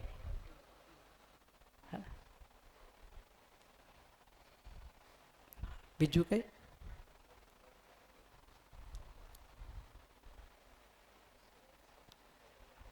માન લો કે આપણે અહીંયાથી ફરીથી એક્સરસાઇઝ કરીએ. માન લો કે અહીંયાથી 1 by 1 બધાને પૂછતા જઈએ, હે ને, કે હ્યુમન મીન્સ વોટ, તો બધાનો આન્સર શું લાગે? સરખો આવશે કે અલગ અલગ આવશે? અલગ અલગ આવશે. એનો મતલબ તમારી માટે માણસ અલગ છે, મારી માટે અલગ છે, બધા. તો માણસ એક છે કે અલગ અલગ છે? હે, માનવ એઝ અ હોલ, જ્ઞાન અવસ્થા એઝ અ હોલ, આ એક જ વસ્તુ છે કે અલગ અલગ છે? એક જ વસ્તુ. એક જ વસ્તુ. તો અલગ અલગ શું છે જે આપણે કહીશું? હે ને, એ છે માન્યતા. હે ને? તો માન્યતા મે ડિફર, વાસ્તવિકતા ચેન્જ નહીં થાય. એટલે જ્યારે પણ કોઈ સાચી વસ્તુ હશે ને, એ બધા માટે એક સરખી હશે. આ ક્રોસ ચેક કરીએ. હે ને? જેમ કે ફોર એક્ઝામ્પલ, આપણે એક એક્ઝામ્પલ લઈએ. હે ને, 2 + 2 = 4. તો સાચો આન્સર એક જ હશે કે ઘણા બધા હશે? એક. હવે ખોટા આન્સર કેટલા હશે? હા, ખોટું હશે તો એ ઇન્ફાઇનાઇટ છે ને, અસંખ્ય. હે ને? એ જ રીતના જ્યારે મેં તમને કીધું માનવ એટલે શું, તો અત્યારે આપણે બોલશું એ કેટલા બધા વેરાયટીઝ બોલશું. કદાચ બીજા 100ને અહીંયા બેસાડી એમને પૂછે તો એ પણ કંઈક અલગ કહેશે. ઇટ મીન્સ એ બધી વસ્તુ શું છે, ક્યાંક જેને જે પકડાનું એ રીતના એને ડિફાઇન કરે. વસ્તુ મૂળમાં પકડાય નથી. જો પકડાઈ ગયું હોત તો બધા પાસે એક સરખી પહોંચી ગઈ હોત. હે ને? કારણ કે આજે પણ જે વસ્તુ સાચી માણસને સમજાય છે એ બધા સુધી પહોંચે છે. જેમ કે એક સામાન્ય ઉદાહરણ આપું, ભોજનની વ્યવસ્થા. જે સમયે માણસને ભોજન સમજાઈ ગયું, આજે માનવ જાતિ પાસે ભોજનની વ્યવસ્થા પહોંચી. એમાં ભેદ નથી ને, વેરાયટીઝ છે. પણ જો ભોજન લેવું જોઈએ અને ભોજન પોષણ માટે જરૂરી છે તો બધાને એક્સેપ્ટ થાય. હે ને? પણ શું લેવું શું ના લેવું એ સમજ પર છે, એ આગળનો બધું. એ જ રીતના જ્યાં સુધી હું કોણ છું as a human being A exactly નહીં સમજાય ત્યાં સુધી આ માન્યતા બદલતી રહેશે. તો જેમ કે અમને એક એક્ઝામ્પલ આપ્યો, કોઈકે એને સામાજિક પ્રાણી કીધું. શું કામ સામાજિક પ્રાણી કહીએ છીએ આપણે? કારણ કે સમાજમાં રહે છે. સમાજમાં શું કામ રહે છે? કારણ કે એકલો નથી રહી શકતો. એકલો નથી રહી શકતો એનો મતલબ એની આવશ્યકતાઓ પૂરી કરવા માટે સમાજમાં રહે છે. હે ને? તો તમે જોશો તો એવા ઘણા બધા એનિમલ્સના ગ્રુપ છે એ પણ સમાજમાં રહે છે. હે ને? તો એમને શું કામ આપણે સોશિયલ એનિમલ નથી કહેતા? હે ને? કારણ કે વિચારવાની શક્તિ તો છે. જેમ કે માન લો કે તમે માન લો કોઈ ગાય છે. હે ને? ગાયની આગળ તમે લીલું ઘાસ, સૂકું ઘાસ, બીજું કોઈ વેરાયટી 4-5 મૂકો, તેમાંથી વિચારીને કોઈ એક સિલેક્ટ કરશે કે ગમે તે ખાઈ લેશે? ઇટ મીન્સ સિલેક્ટ તો કરશે ને, વિચાર તો કરશે કે નહીં કરે? કરશે. એકવાર તમે કોઈ કૂતરાને જોરથી પાનો માર્યો હોય પછી તમે દૂરથી દેખાશો ને તો એ જતું રહેશે. તો વિચાર તો છે ને કે આ રિકગ્નાઇઝ કરે છે કે અહીંયા ખતરો છે, હે ને? અહીંયા ન જવાય. તો વિચાર નથી એવું નથી સાવ. કેમ કે કોઈ પ્રાણી એવા હોય જે અગર ઝુંડમાં રહે, જે રીતના એક્ઝામ્પલમાં આપું તો ટાઈગર એ બધા હોય જે ગ્રુપમાં રહે તો કોઈક વાર એકબીજા મારવી નાખે કે એમને ભૂખ લાગી હોય તો એટલે એ બધા ગ્રુપમાં ના રહી શકે વધારે ટાઈમ તક. બધાને એક ને એક ટાઈમ તો અલગ થવું જ પડે. જેમ આપણે થઈએ છીએ. પછી એક અધૂરો જીવ કે જેની અપેક્ષાઓ પૂરી નથી થતી. હે ને? તો એને પણ જોશું. કોઈકે માણસને છે ને રિસોર્સ કીધો છે, હે ને? સંસાધન. એટલે એક મિનિસ્ટ્રી છે HR, હ્યુમન રિસોર્સ. હે ને? કોઈકે માણસને ગ્રાહક તરીકે ઓબ્ઝર્વ કર્યો છે, કન્ઝ્યુમર. હે ને? ઉપભોક્તા. હે ને? તો જેને જે રીતના જરૂર લાગી એ રીતના એને પરિભાષિત કર્યો. એટલે સાચી વસ્તુ પકડાય નહીં, બાકી બધું પકડાયું. જેમ કે એક એક્ઝામ્પલ આપું, તમે ઓબ્ઝર્વ કરજો આને. માની લો કે કોઈ ચાર બ્લાઇન્ડ પીપલ છે. હે ને? હવે બ્લાઇન્ડ પીપલને તમે એક હાથી સામે ઊભો રાખો અને એમને પૂછો કે આ હાથીને જુઓ અને કયો હાથી એટલે શું, તો એ કેમ જોશે? ટચથી, ટચ કરીને જોશે. ટચ કરીને જોયું પછી પૂછ્યું કે હાથી એટલે શું, તો એક જણે એવું કીધું કે થાંભલા જેવી વસ્તુ છે કોઈક. હે ને? કારણ કે એને પગ પકડ્યો હતો. એક એવું કીધું કે પાઇપ જેવી કોઈ વસ્તુ છે, કારણ કે એને એની સૂંઢ પકડી હતી. અને કોઈકે એવું કીધું કે દોરડા જેવી વસ્તુ છે, કોઈકે એને પૂંછ પકડી. તો ત્રણેયમાંથી હાથી કોને જોયો?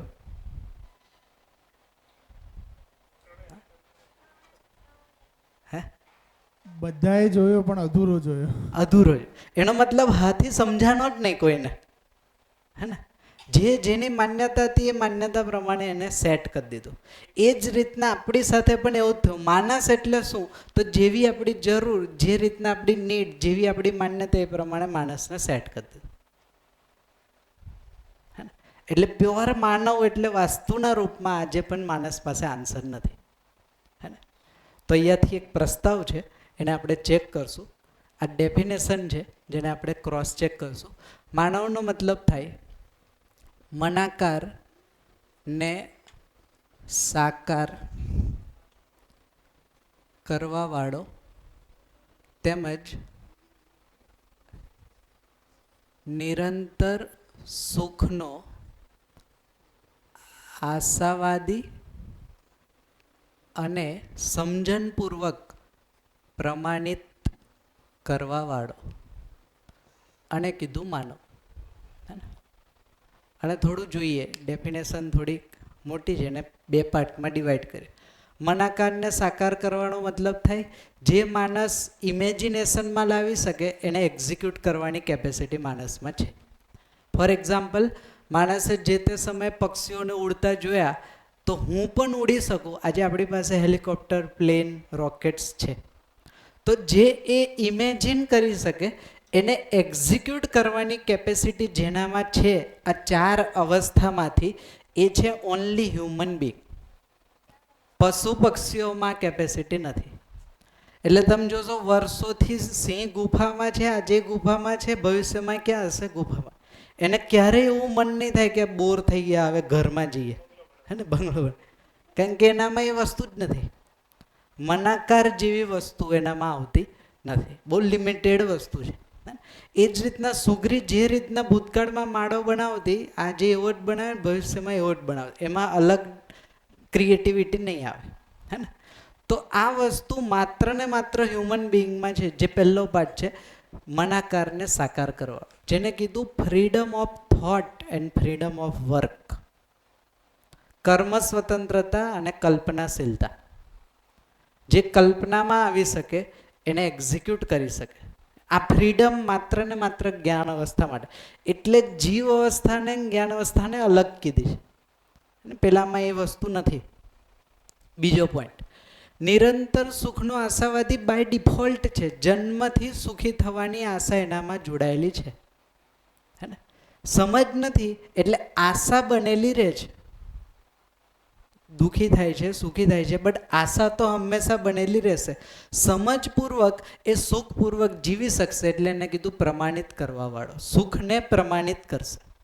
ક્યાં પ્રમાણિત કરશે? તો પોતાનામાં, પરિવારમાં, સમાજમાં અને પ્રકૃતિમાં અલગ અલગ રીતના. આ જે ક્વેશ્ચન માર્ક છે એ રિઝોલ્વ કરશે. તો આને કીધું માનવ. હવે તમે જો ભૂતકાળમાં પણ માનવ આવો જ હતો કે અલગ હતો? આવો જ હતો. જ્યારથી ધરતી પર આવ્યો હશે ત્યારથી આ જ હશે. આજે પણ આ જ છે અને ભવિષ્યમાં પણ શું હશે? આ જ હશે. તો આ થઈ ગઈ માણસની સાર્વભૌમિક વ્યાખ્યા, જે હંમેશા આ જ રહેશે, જેને દેશ, દિશા, કાળ, સ્થિતિ, પરિસ્થિતિથી આ બદલાય નહીં. આને કીધું નિયમ અથવા તો વ્યાખ્યા, પરિભાષા. તો આ માણસને સમજીએ એની માટેની પરિભાષા. આમાં કોઈને કંઈ પ્રશ્ન હોય તો કહો. હા, હું એક વાત કહેવા જાઉં કે માનવ જેવું ઇમેજિન કરે, તમે કીધું કે માનવ જેવું ઇમેજિન કરે એવું એ એક્ઝિક્યુટિવ બી કરીએ કે તો એ પદાર્થમાંથી લે તો બ્રિક્સ એ વધુ લે. તો એને સોચ્યું કે એક બિલ્ડિંગ બનાવીએ કે તો આપણે એમાં રહીએ કે, તો એને એ એક્ઝિક્યુટિવ કર્યું, એને ઇમેજિન કરી. તો એ રીતનો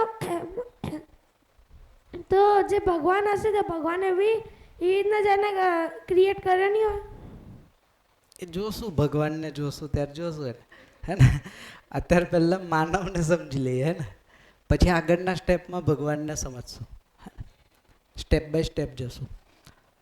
તો આ પરિભાષા, આ વ્યાખ્યામાં કોઈ ડાઉટ, ક્વેશ્ચન, ક્વેરી? આમાં કોઈ પ્રશ્ન? તો એની સાર્વભૌમિક વ્યાખ્યા થઈ. ચાલો હવે આગળ જોઈએ. તો હવે થોડુંક માણસને લોજિકલી ચેક કરીએ, થોડુંક તર્ક લગાવીએ.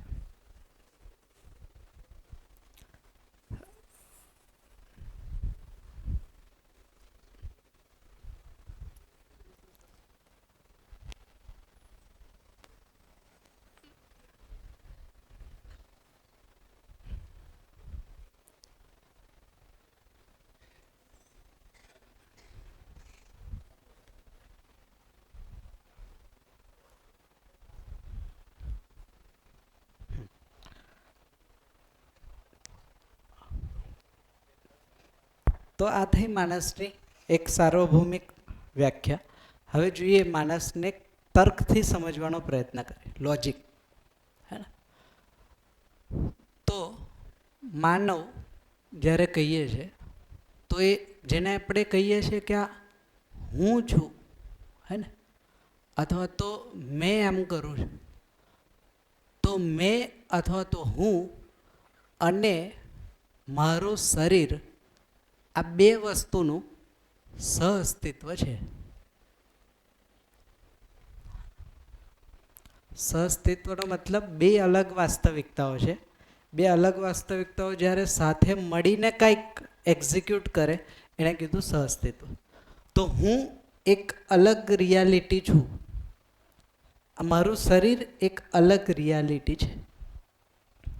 જેમ ફોર એક્ઝામ્પલ, હાઇડ્રોજન એક અલગ વાસ્તવિકતા છે, ઓક્સિજન એક અલગ વાસ્તવિકતા છે.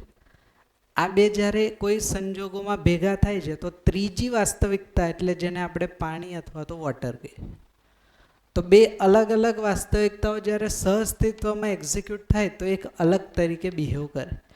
એ જ રીતના હું એક અલગ વાસ્તવિકતાઓ છું, મારું શરીર એક અલગ વાસ્તવિકતા છે. આ બે વાસ્તવિકતા જ્યારે સાથે મળીને કંઈક એક્ઝિક્યુશન આપે છે એ છે માનવ. આ સમજે છે? આ બેમાંથી એક પણ નહીં હોય તો માનવ તો નથી. જેમ કે ફોર એક્ઝામ્પલ, શરીર છે, હું નથી, તો એને આપણે શું કહીએ છીએ? ડેડ બોડી, હે ને, અથવા તો બોડી. હું છું બટ શરીર નથી, તો એને તમે ડાયરેક્ટ ન સમજી શકો. અને સમજવા માટે આ મીડિયમ જોઈએ જ, હે ને. તો આ માનવ નથી, પછી આ સેલ્ફ છે, જેને કહીએ છીએ આપણે હું, મેં અથવા તો જીવન, જે પણ નામ આપ, હે ને. તો આ બે જ્યારે એક સાથે કામ કરશે ત્યારે માનવ છે. એનો મતલબ આ બે એકબીજાના પૂરક છે, હે ને. જેમ કે શરીર છે અને જીવન એનો રોલ પ્લે નહીં કરે તો આ શરીર ડિગ્રેડ થઈ જશે. ડિગ્રેડ એટલે ખતમ થઈ જશે, મરવા માંડશે, ડેડ થઈ જશે. જેમ કે જે સમયે આ શરીરને હું ચલાવવાનું બંધ કરી દઉં ત્યારે શરીર ધીમે ધીમે ખરાબ થઈ જાય. જ્યારે વનસ્પતિમાં એવું નથી. શરીર એટલે અલ્ટિમેટલી શું છે? કોષ. કોષ એટલે કે સેલ, હે ને. તો બે પ્રકારના કોષ છે. એક તો જે વનસ્પતિમાં કોષ છે એ હવા, પાણી, ખોરાકથી, એને ન્યુટ્રિશનથી ચાલશે, એમાં કોઈ જવાબદારી લેવાની જરૂર નથી, બાય ડિફોલ્ટ. બટ એનિમલ્સ અમુક અને હ્યુમન, એમાં જવાબદારી લેવા માટે કોઈ વસ્તુ જોઈએ તો આ બરાબર ચાલશે, બાકી આ ખતમ થઈ જશે. આ પહોંચે છે વાત, હે ને? આ સમજે છે? આ થોડોક નવો કન્સેપ્ટ છે, હે ને, થોડું અલગ છે. એટલે થોડુંક આપણે ઇન્ટેન્સ, થોડું ફોકસ કરવું પડશે, ધ્યાન આપવું પડશે. ન સમજાય તો પૂછજો, હે ને. જ્યાં પણ ડાઉટ હોય ત્યાં પૂછી લેજો. ફરીથી એકવાર કહું છું, જ્યારે માનવ કહીએ છીએ તો એક તો એની પરિભાષા થઈ, વ્યાખ્યા, મનાકારને સાકાર કરવાવાળો, મનસ્વસ્થતા એટલે કે નિરંતર સુખનો આશાવાદી અને એને પ્રમાણિત. તો આ વ્યાખ્યા થઈ. આ વ્યાખ્યા પ્રમાણે વસ્તુ શું છે એને થોડું આપણે લોજિકલી જોવાનો ટ્રાય કરીએ છીએ. તો માનવ જ્યારે કહીએ છીએ તો માનવ હું અને મારું શરીર, આ બે વસ્તુનું કોએક્ઝિસ્ટન્સ અથવા તો સહઅસ્તિત્વ છે. અને વેરીફાઈ કરીએ વન બાય વન, હે ને. જો જેમ કે આપણે બધાય, હે ને, પોતાની જેટલી પણ નીડ્સ, હે ને, અથવા તો આવશ્યકતા, પછી પોતાની ઈચ્છા, હે ને, અપેક્ષા, આ બધાનું લિસ્ટ કરીએ, હે ને. એક તમે કહેતા જાઓ, હું લખતો જાઉં, બોલતા જાઓ. તો કઈ કઈ વસ્તુ આપણા માટે જરૂરી છે? નીડ શું છે આપણી? આપણી વોન્ટિંગ શું છે? ઈચ્છા શું છે? આપણી અપેક્ષા, બધી જ વસ્તુને લઈ લઈએ અત્યારે, હે ને. કારણ કે આપણે આનાથી જ અત્યારે તમે જોશો તો સુખી કે દુઃખી થાય છે મેજોરિટી. મારી અપેક્ષા, મારી ઈચ્છા, મારી આવશ્યકતા પૂરી નહીં થાય તો હું દુઃખી છું. આ પૂરું થશે તો હું સુખી છું, સામાન્ય ભાષામાં કહે તો. પહેલાં એનું લિસ્ટ કરી લઈએ, પછી એને જોશું કે ક્યાં છે, હે ને, કઈ રીતના પૂરી થશે. તો બોલતા જાઓ. હા હા, 5:15. Okay okay. તો પછી એક કામ કરીએ, આજે એક્સરસાઇઝ ઘરેથી કરીને આવશું, હે ને. થોડા વહેલા જઈએ, હે ને. આવતીકાલે આવીએ તો આપણે આપણી નીડ્સ, એક્સપેક્ટેશન, વોન્ટિંગ્સનું એક લિસ્ટ કરીને જેટલું થાય એટલું, હે ને. કદાચ ઇન્ફાઇનાઇટ રહી જાય તો વાંધો નહીં, પણ થોડું ઘણું તો કરીને આવશું. પછી એને આપણે એ ચેક કરશું અને એના આધારે આપણે હું એટલે શું અથવા તો માનવ એટલે શું એને સમજવાનો ટ્રાય કરશું. હા, તમારે તો અહીંયા સુધી રાખીએ છીએ. Thank you.